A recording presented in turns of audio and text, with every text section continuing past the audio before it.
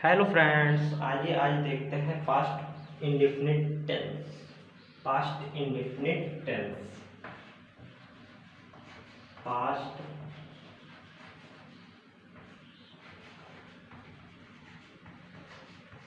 Indefinite tense. इसके पहले हम लोगों ने present indefinite, present continuous, present perfect continuous tense पर विधिवत चर्चा कर दिया है। अब देखते हैं पास्ट इंडेफिनिट टेंस। ठीक है, आज देखते हैं हम लोग पास्ट इंडेफिनिट टेंस। तो पास्ट इंडेफिनिट टेंस की पहचान होती है हिंदी वाक्य के अंत में ता, था, ती, थी, ते, थे। जैसे प्रेजेंट इंडेफिनिट टेंस की पहचान थी ता है, ती है, ते है, वहां पे है शब्द आया था। अब जो पास्ट टेंस है, चाहे कोई भी पास्ट टेंस हो, वाक्य में था शब्द जरूर रहेगा अंत में, और ये इंडेफिनिट है इसलिए वाक्य के अंत में ता, था, ती, थी, ते, थे, या फिर या, ही, ये लिख देते हैं। पहचान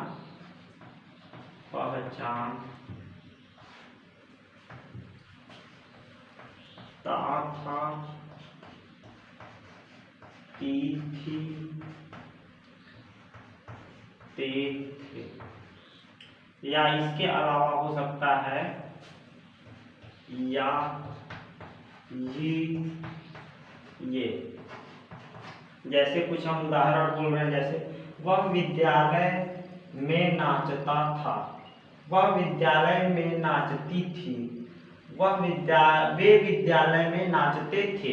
इस तरह से वाक्य रहेगा। और जैसे यहाँ पे या, ये करके है तो यहाँ पे वह विद्यालय गया, वह विद्यालय में नाच लिया, तो ऐसे करके वाक्य रहेंगे। हम विद्यालय गए, हम फल खाए, वह फल खाया। इस तरह के वाक्य रहेंगे। तो वाक्य को बनाने के नियम देखते हैं। बनाने के नियम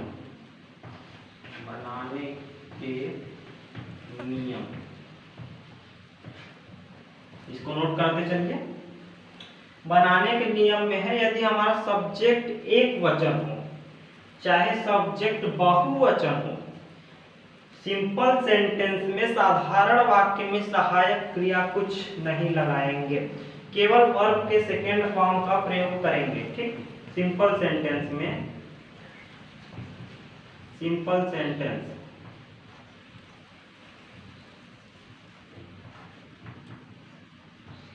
सिंपल सेंटेंस में वर्ब के सेकेंड फॉर्म का सदैव प्रयोग करेंगे, और कुछ है नहीं ज्यादा। फॉर्मूला लिख देते हैं सिंपल सेंटेंस के लिए।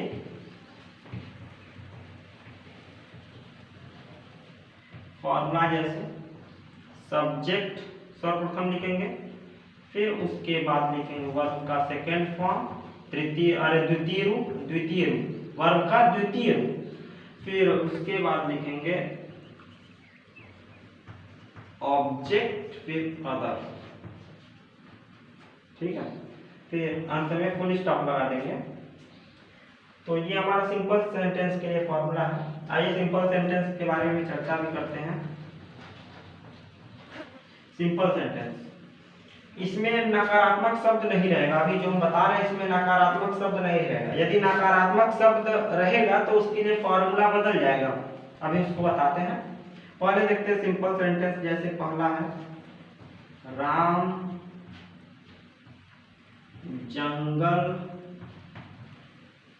जंगल गया। देखिए या शब्द आया है वाक्य के अंत में, या शब्द, तो अर्थात ये पास्ट इंडेफिनिट टेंस है। राम जंगल गया। इसको बना देते हैं। सर्वप्रथम सब्जेक्ट लिखेंगे राम, फिर वर्ब का थर्ड फॉर्म, वर्ब है हमारा गया, गया का मतलब जाना, जाना का गो का सेकेंड फॉर्म लिखेंगे। सेकेंड फॉर्म होता है वेंट। ठीक, तो राम वेंट। फिर अब लिखेंगे ऑब्जेक्ट, जंगल, फॉरेस्ट। Ram went forest. ठीक, अब दूसरा वाक्य जैसे वे नदी में नहाते थे। यहाँ देखिए ते थे शब्द आया है अंत में, ते थे। ठीक, ये पहचान हो गई हमारी। नहाते हैं, नहाते, नहाते थे। तो सर्वप्रथम सब्जेक्ट लिखेंगे दे, सिंपल सेंटेंस है, फॉर्मूला लिखेंगे, फॉर्मूला के अनुसार बनाएंगे। तो सर्वप्रथम सब्जेक्ट दे, दे के बाद लिखेंगे वर्ब का सेकेंड फॉर्म। नहाना में मतलब बात होता है, बात का सेकेंड फॉर्म बात हो, they bath, they bath into river, into object है ये रिवर, हो गया। अब आइए देखते हैं निगेटिव सेंटेंस, इंट्रोगेटिव सेंटेंस यदि है तो वाक्य को कैसे बनाएंगे। तो इसको इरेज कर देते हैं।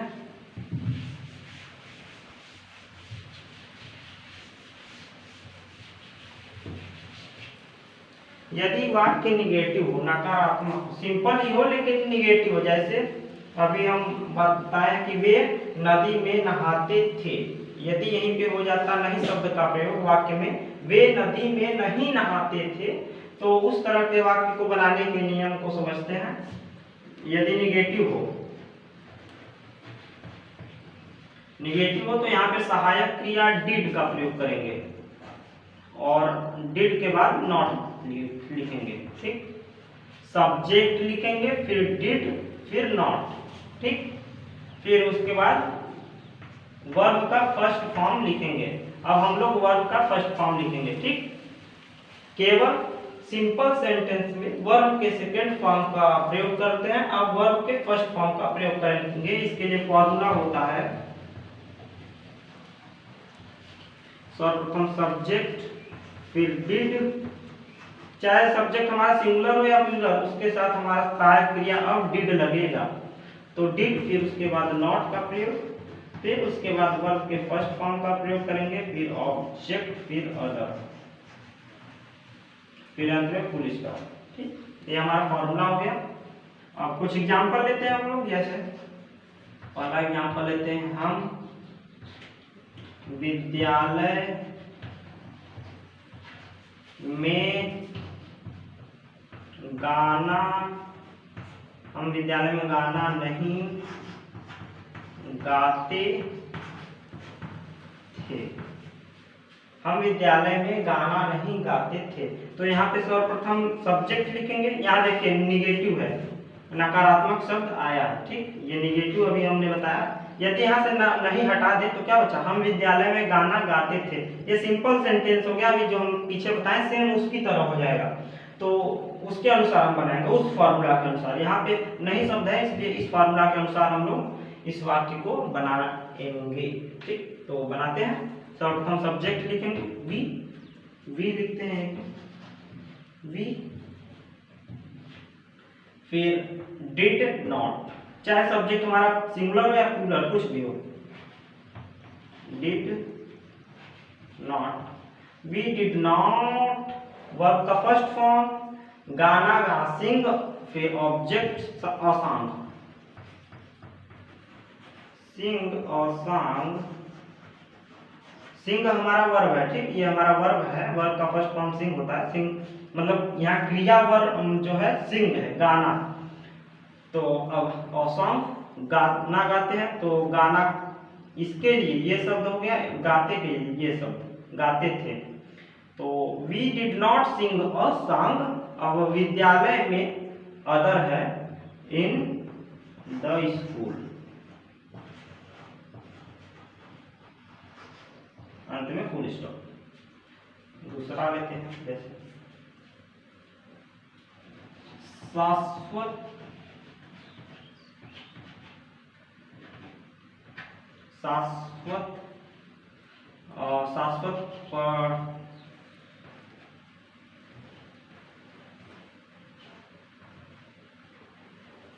शाश्वत नहीं पढ़ता था, ये तो सिंपल हो जाता, नहीं पढ़ता था। ठीक, शाश्वत नहीं पढ़ता था, यहाँ पे निगेटिव शब्द नहीं है, ये पढ़ता लिखे हैं। ठीक, तो इसको बनाते हैं। तो सर्वप्रथम सब्जेक्ट लिखेंगे शाश्वत,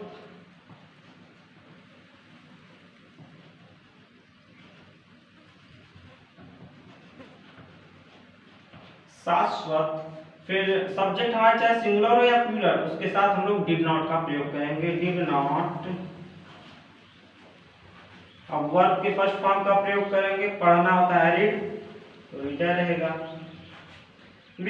शाश्वत डिड नॉट रीड, मैं शाश्वत नहीं पढ़ता था, अंत में फुल स्टॉप।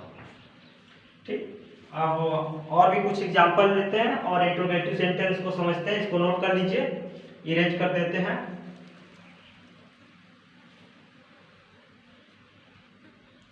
नोट कर लिए?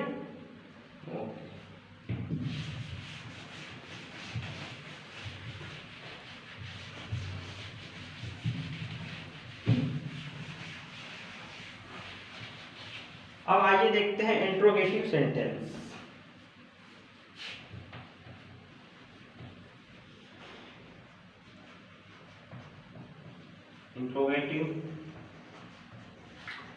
इंट्रोगेटिव सेंटेंस, प्रश्नवाचक वाक्य। प्रश्नवाचक वाक्य, ठीक है, प्रश्नवाचक वाक्य। अब देखते हैं हम लोग। प्रश्नवाचक वाक्य मतलब वाक्य में प्रश्नवाचक शब्द रहेगा, क्या, क्यों, कैसे, किधर, कहाँ, कितना, ये इस तरह के शब्द वाक्य में रहेंगे। हमारा इंट्रोगेटिव सेंटेंस दो प्रकार का होता है, एक होता है सिंगल इंट्रोगेटिव सेंटेंस, एक होता है double interrogative sentence. Single interrogative sentence को ही हम लोग हेल्पिंग वर्ब से प्रारंभ होने वाला इंट्रोगेटिव सेंटेंस कहते हैं, और डबल इंट्रोगेटिव सेंटेंस को हम लोग क्वेश्चन वर्ड से प्रारंभ होने वाला इंट्रोगेटिव सेंटेंस कहते हैं। ठीक, जैसे अभी फॉर्मूला लिख देते हैं। फॉर्मूला, यदि हमारा क्वेश्चन वर्ड से हो प्रारंभ, अर्थात डबल इंट्रोगेटिव सेंटेंस हो, तो सर्वप्रथम क्वेश्चन वर्ड ही लिख देंगे। ठीक, फिर उसके बाद हेल्पिंग वर्ब लिखेंगे, फिर उसके बाद सब्जेक्ट लिखेंगे, फिर उसके बाद वर्ब का फर्स्ट फॉर्म लिखेंगे, फिर ऑब्जेक्ट डिड भी लिखेंगे, क्वेश्चन वर्ड, फिर हेल्पिंग वर्ब, हाँ यहाँ यही पे हो गया हेल्पिंग वर्ब, ठीक है, ऑब्जेक्ट, फिर अदर, अंत में क्वेश्चन मार्क यहाँ पे जरूर लगाएंगे। ठीक, और यदि हमारा जो है कि सेंटेंस हेल्पिंग वर्ब से हो प्रारंभ, जैसे क्या वह विद्यालय जाता था, यदि ये वाक्य रहेगा तो ये इस तरह से रहेगा, वह विद्यालय क्यों जाता था। यहाँ पे प्रश्नवाचक शब्द वाक्य के बीच में रहेगा, यहाँ पे प्रश्नवाचक शब्द वाक्य के प्रारंभ में रहेगा, जैसे क्या वह विद्यालय जाता था, क्या वह नहीं नहाता था, इस तरह से वाक्य रहेगा। तो सर्वप्रथम हेल्पिंग वर्ब इसके लिए लिखेंगे, हेल्पिंग वर्ब, फिर उसके बाद सब्जेक्ट, फिर वर्ब का फर्स्ट फॉर्म, फिर ऑब्जेक्ट, फिर अदर, फिर अंत में क्वेश्चन मार्क जरूर लगाएंगे। तो कुछ एग्जांपल लेते हैं। पहला एग्जांपल है, वे फुटबॉल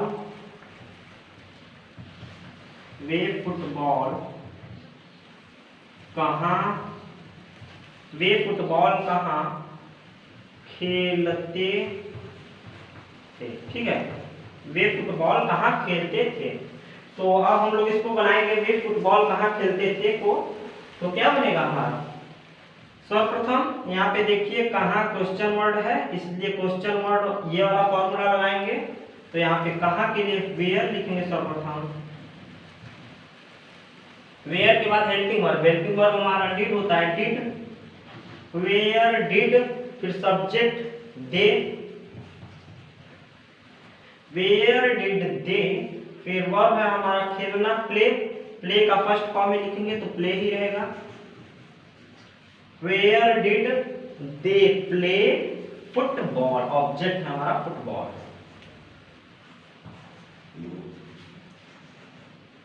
अंत में क्वेश्चन मार्क। ठीक, तो अब दूसरा वाक्य लेते हैं, ये हमारा हो गया where did they play football. यदि यहीं पे निगेटिव रहता, वे फुटबॉल कहाँ नहीं खेलते थे, यहाँ पे नहीं शब्द आ गया रहता, तो इसको हम लोग बनाते where did they not play football. ठीक, where did they not play football. ठीक है, तो अब अगला वाक्य लेते हैं, जैसे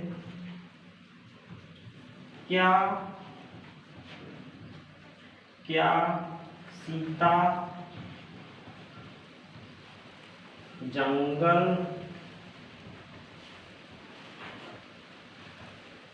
गई?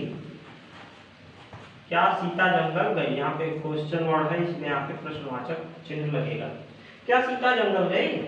तो क्या बनेगा इसका? सर्वप्रथम देखिए यहाँ पे हेल्पिंग वर्ब से प्रारंभ है। क्या शब्द वाक्य के प्रारंभ में आया है, इसलिए सर्वप्रथम हेल्पिंग वर्ब लिखेंगे। तो लिखेंगे क्या? डिड, फिर सब्जेक्ट लिखेंगे डिड सीता, डिड सीता, फिर अब लिखेंगे वर्ब का प्रथम रूप गो, डिड सीता गो, और लिखेंगे ऑब्जेक्ट जंगल गई, ये ल है जंगल। क्या सीता जंगल गई?